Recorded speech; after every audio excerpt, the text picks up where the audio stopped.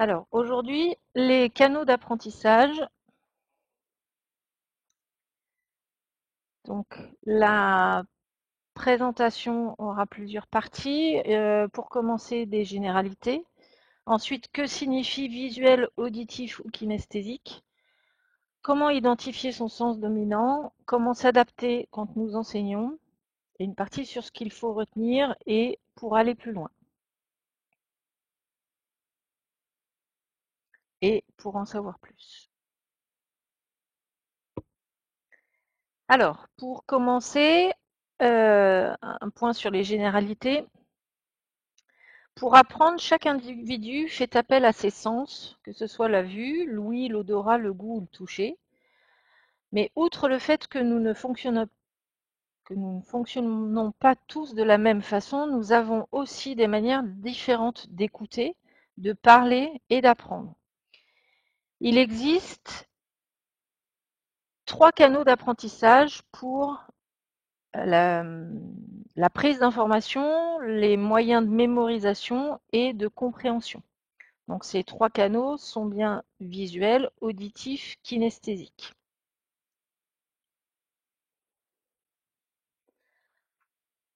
Ensuite, nous allons voir ce que signifient justement les canaux visuels, auditifs ou kinesthésiques.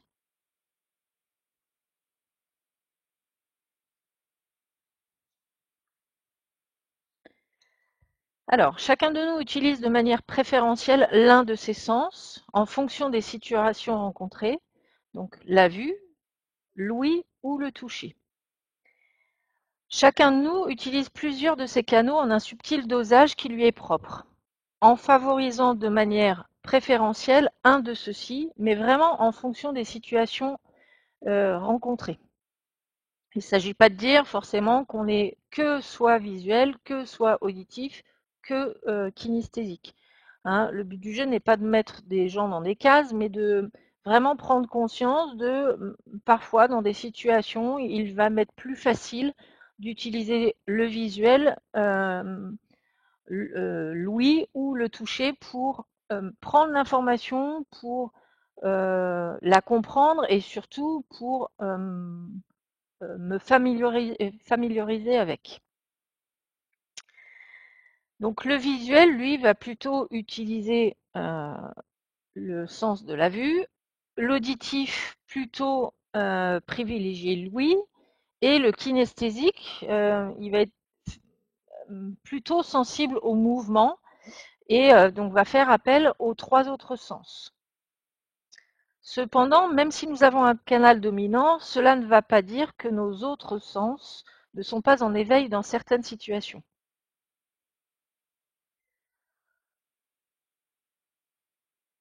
Alors, une autre question qui pourrait arriver aussi, c'est pourquoi savoir ou pourquoi prendre en compte la connaissance de ces différents canaux?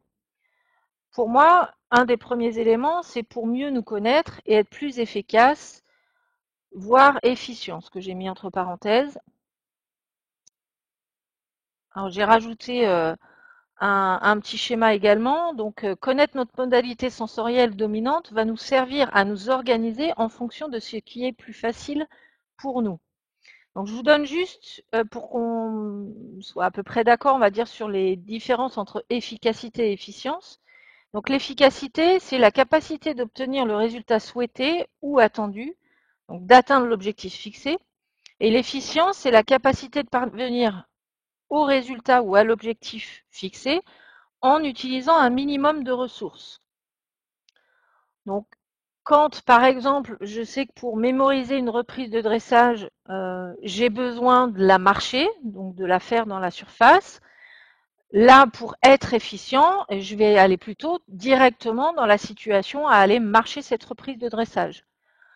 Si en revanche, c'est plus de la lire et que le fait de la lire visuellement, ça m'aide à la retenir, ben dans ces cas-là, je vais pas aller la marcher parce que je sais que dans ce canal-là, ça me servira pas à grand-chose.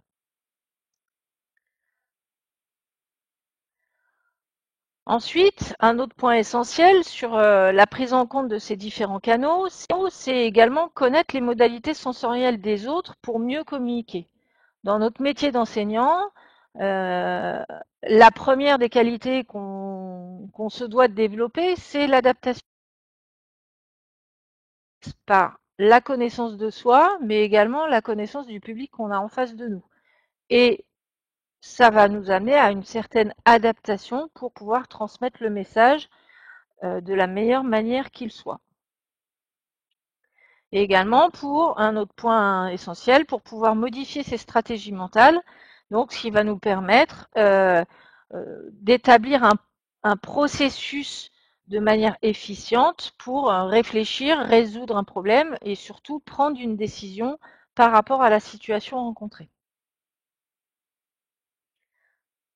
Donc connaître notre canal dominant nous permet d'adapter nos méthodes de travail et ainsi optimiser nos actions dans les différentes situations. Bon, là, il y a une petite bafouille par rapport au visuel. Là, c'est comment identifier le sens dominant.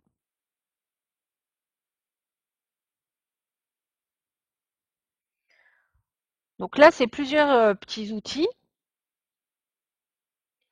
Donc, le premier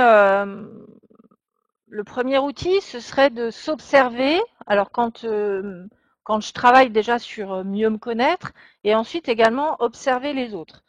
Donc, si j'ai une situation, je vais prendre un exemple, ça peut être soit quand j'ai regardé un film, ça peut être plus rapproché à nos pratiques, j'ai enchaîné une reprise de dressage ou j'ai fait un parcours d'obstacles. Quand j'ai besoin de reparler de ces situations-là, de quoi je vais me rappeler? Est-ce que ça va être plutôt, si je reprends l'exemple du film, de la musique ou des dialogues, de ce que j'ai vu ou ce que j'ai ressenti? Et quand j'en parle, est-ce que j'utilise plutôt un vocabulaire qui va décrire ce que je vois ou plutôt l'environnement sonore ou plutôt les sensations? Euh, et à posteriori, donc ça c'est quand je m'observe moi, mais quand j'observe par exemple mes cavaliers ou mes élèves, quand ils ont besoin de reparler d'une situation, quel vocabulaire ils vont plutôt utiliser. Sans leur donner un cadre au début, c'est bah, reparle-moi du parcours que tu viens de faire. Et donc là, il faut justement euh, prendre en compte les petits détails du langage ou de la posture qu'ils vont prendre pour reparler de cette situation-là. Enfin plusieurs autres petits outils justement, enfin ou détails à prendre en compte. Le fait d'observer la voix, le rythme de la parole et également la respiration et la posture euh, de soi et également du cavalier ou de l'élève en question. Voilà, mais là, on va rentrer un petit peu plus dans le détail justement sur ce qu'on appelle la calibration du regard. Donc, c'est une technique d'observation qui consiste à décrypter les réactions émotionnelles de votre interlocuteur et sa façon d'évaluer vos propos et de décider. Donc là, on va pouvoir se focaliser soit sur le canal visuel, le canal auditif ou le canal kinesthésique. Donc là, je reprends l'exemple que j'ai pris en premier là sur le fait de proposer à mon élève de me reparler de la situation de l'enchaînement d'une reprise du dressage ou d'un parcours d'obstacles qu'il vient de réaliser. Et là, dans ma posture d'enseignant, je vais l'observer justement à savoir où est-ce qu'il va aller chercher l'information.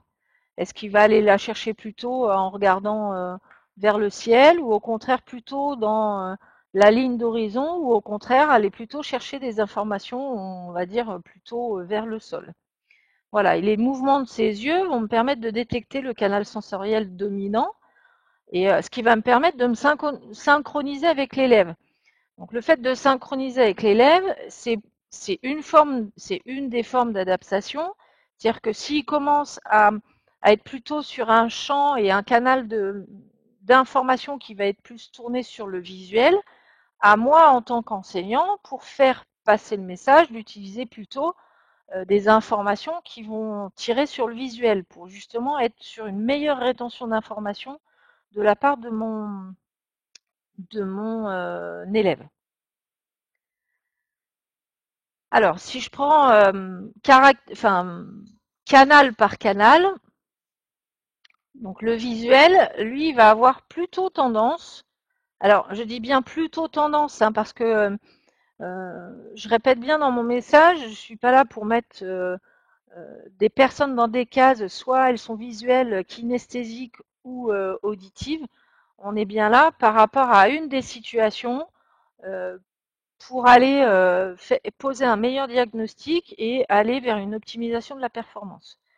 Donc par rapport à la situation rencontrée, si la personne va plus aller chercher les informations les yeux vers le ciel, va être sensible aux images, aux couleurs, aux formes, euh, par rapport à son apparence également. Et dans ces cas-là, une des clés, moi en tant qu'enseignant, c'est dans mon discours aller plutôt être sur l'utilisation d'images. Et également, on peut voir du vocabulaire également adapté par rapport à ce canal visuel, où là, je vous ai listé des exemples avec je vois, c'est clair, j'imagine que, visiblement, objectif montré, c'est net, c'est flou. Voilà. Tout ce qui va avoir une connotation avec la vue. Ensuite, pour l'auditif, le canal auditif, là, par rapport à cette calibration du regard, l'apprenant va être plutôt dans garder ses yeux sur la ligne d'horizon. Donc dans ce cas-là, ils vont être plus sensibles au son, aux intonations, va plutôt moduler sa voix et faire des références aux mélodies. Donc dans ce cas-là, cette personne qu'on a en face de nous, elle va être bien plus à l'aise et bien être sur le fait de retenir les paroles. Donc pour se faire comprendre, il va falloir être très précis dans le choix des mots. Pareil, varier l'intonation de la voix en fonction des affirmations et des suggestions et du message que je veux faire paraître. Donc comme tout à l'heure, pour vous donner un petit peu un champ lexical aussi par rapport au canal auditif, on est sur j'entends, ça me parle, dire, bien entendu, ça ne me dit rien, ça sonne bien. Donc tout un vocabulaire qui va se rapprocher du son et de l'audition. Enfin, pour le dernier canal, le canal kinesthésique, donc là, toujours quand l'élève en question ou l'apprenant est en situation de recherche d'informations par rapport à ce qu'il a vécu, le kinesthésique va aller chercher les informations plutôt vers le bas. Et là, ses sens dominants sont le toucher, le goût et l'odorat.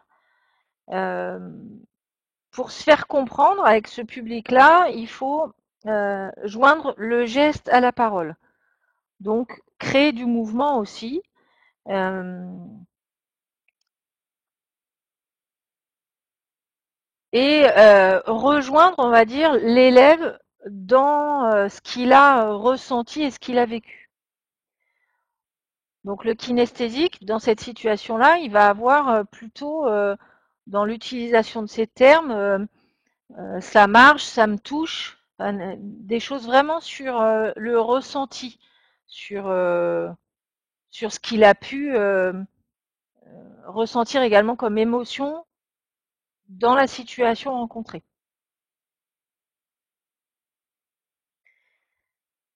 Alors, un point important, justement, c'est nous, en tant qu'enseignants, comment, comment s'adapter en fonction de ces différents canaux que je vous ai cités auparavant. Et comment surtout bien les utiliser pour pouvoir avoir un maximum de rétention d'informations de la part de nos élèves. Donc, transmettre les savoirs en adaptant nos actions d'enseignement aux 3 canaux d'apprentissage. Donc par rapport au canal d'apprentissage qui va être plutôt le visuel, donc dans les mises en situation de cours, utiliser beaucoup de comparaisons, également des métaphores, des images, euh, et être vraiment dans des détails concrets par rapport aux formes, aux couleurs et aux textures. Bon, hein, je vous rappelle, le visuel, par rapport au canal visuel, il a besoin de voir.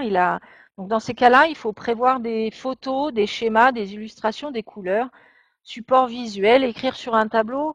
Alors moi, je fais toujours le comparatif avec un enseignant qui a besoin qui est plutôt en salle, en cours théorique, et un enseignant qui est sur le terrain. Mais je fais pas de différence sur le fait que en salle ou sur le terrain, pour moi, il faut faire en sorte de pouvoir utiliser ces trois canaux de transmission d'informations à chaque situation que j'ai envie de faire découvrir ou perfectionner pour mes élèves. C'est-à-dire que je commence pas, ou quand je monte un cours, je commence pas à me dire, bah tiens, pour ceux qui vont être plutôt dans le visuel, bah, je vais rester axé là-dessus. Pour ceux qui sont dans le kinesthésique, je vais rester axé là-dessus. Non, je vais plutôt faire en sorte que mon message, il puisse répondre à ces trois canaux. Alors après, si vous voulez, dans la discussion, on pourra rentrer dans des exemples un petit peu plus précis. Mais vraiment, le message que j'ai envie de faire passer, moi, en tant qu'enseignante, c'est que quand je suis dans la création d'un cours théorique, je fais attention à avoir des supports visuels, mais le discours qui va avec, et aussi des temps de manipulation en fonction de la thématique. Et quand je suis sur le terrain, c'est de faire en sorte que quand j'ai besoin de donner une consigne, ça ne soit pas uniquement la parole, mais également mettre des mots sur les gestes, et à l'inverse, mettre des gestes sur des mots. Parce que moi, j'ai également une préférence pour aller passer un message, mais si je reste uniquement dans mon canal, il est fort probable que je perde plus de la moitié de mon auditoire. En ce qui concerne l'auditif, donc l'auditif, lui, il a besoin d'entendre, de dire, donc dans ces cas-là, on va être vraiment sur des sons, amener de la rythmique par rapport au message que j'ai envie de passer. Donc dans mes consignes, si je commence à entre guillemets déballer tout ce que j'ai envie de dire, et là je le fais exprès hein, d'un coup très vite ou quoi que ce soit, l'auditif, je vais le perdre à un moment parce que je n'aurais pas mis l'intonation, et également, ce qui est important aussi de placer dans ces discours, c'est la phase de silence. Parce que à un moment, quand il y a trop de débit, on perd également l'attention. Donc pour cette phase-là, il faut également prévoir des vidéos, des bandes son, pourquoi pas de la musique également. Le fait de travailler aussi en binôme ou en groupe, ça permet justement de mélanger, on va dire, les différents canaux de transmission. Et on voit justement l'efficience à la fin d'un cours, le fait d'avoir mis des travaux de groupe et d'avoir partagé sur ces thématiques-là. Euh, on part sur des notions aussi de co-construction. Voilà. Ça, pour moi, ça a donné une énorme force dans mes pratiques pédagogiques. Et enfin, par rapport au canal kinesthésique, donc là, ils vont ressentir le besoin de faire, le besoin d'être vraiment dans la sensation de mouvement. Donc, dans ces cas-là, il va falloir privilégier les mises en situation, les expériences. Je parlais aussi de manipulation tout à l'heure. Donc tout ça dans l'idée d'aller vraiment explorer toutes les pistes en fonction de ce que nous donne chaque canal.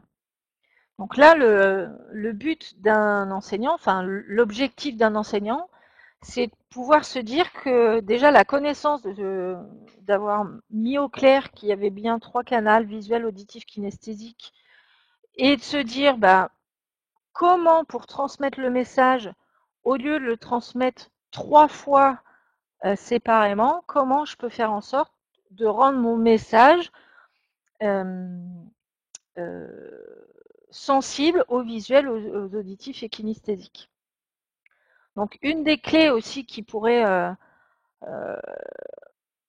enfin, qui pour moi aujourd'hui fait sens, c'est ce qu'on peut appeler la pédagogie multimodale, c'est-à-dire que c'est la combinaison des moyens et situations pédagogiques qui sont mises à disposition d'un apprenant et d'un enseignant pour lui permettre de réaliser son apprentissage dans les meilleures conditions possibles. Donc en termes de lieu, de temps, de support et d'outils numériques.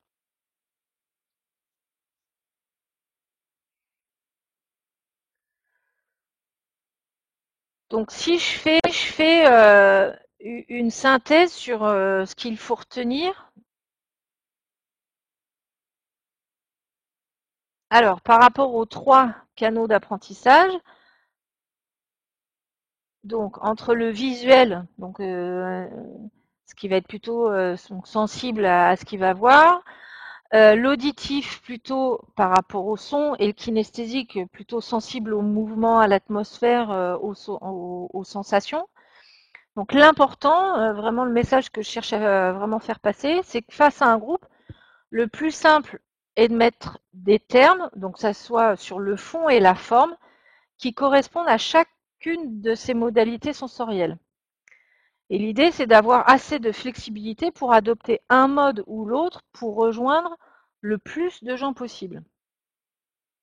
Voilà, et c'est pas de se dire, moi, je mémorise mieux en regardant, donc je me catégorise visuel, et donc dans ma démarche pédagogique, je vais rester que sur l'axe visuel et point barre. Non, vraiment l'idée, c'est justement de s'ouvrir à ces 3 canaux euh, qui permettent la prise d'information, la compréhension et ensuite la mémorisation et le retour, on va dire, sur investissement.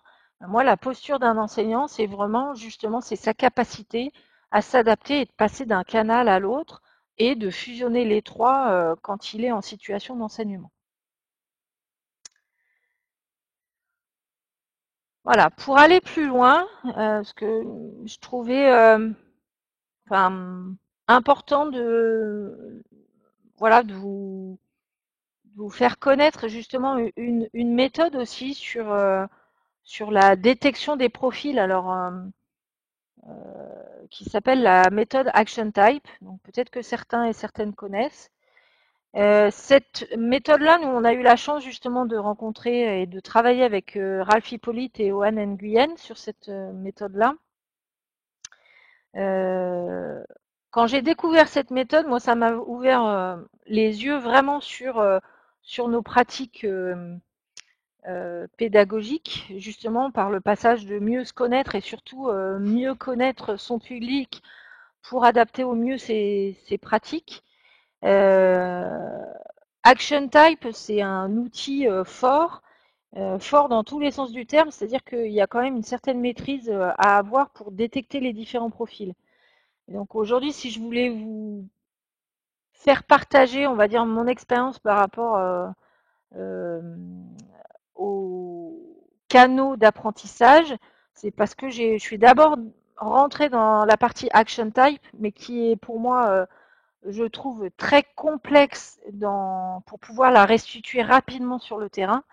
Donc j'ai trouvé un palliatif avec les canaux d'apprentissage.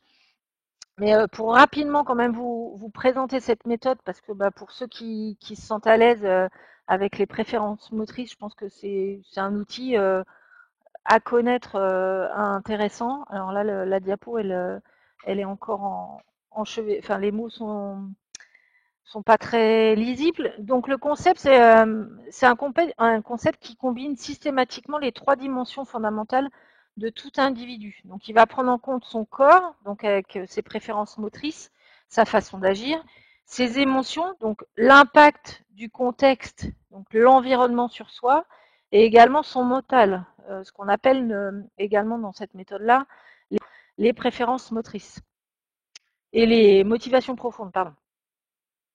Donc l'objectif de cet outil, c'est découvrir et clarifier nos points forts en identifiant les causes physiques et mentales de nos points faibles pour mieux les gérer, comprendre et comment garder nos moyens en toutes circonstances, valoriser nos atouts et améliorer nos performances. Voilà, donc action type, si vous voulez, ça peut répondre à la compréhension de comment je bouge et ensuite les motivations profondes, on est plus sur le pourquoi je bouge. En fait, qu'est-ce qui va déclencher le mouvement? Alors si là je peux utiliser une image justement pour vraiment euh, éclairer sur la méthode Action Type. Action Type, c'est le moteur, on va dire le moteur, c'est notre corps et les bougies d'allumage. Donc, qu'est-ce qui va faire en sorte que mon corps va se mettre en action? Ce sont les motivations profondes.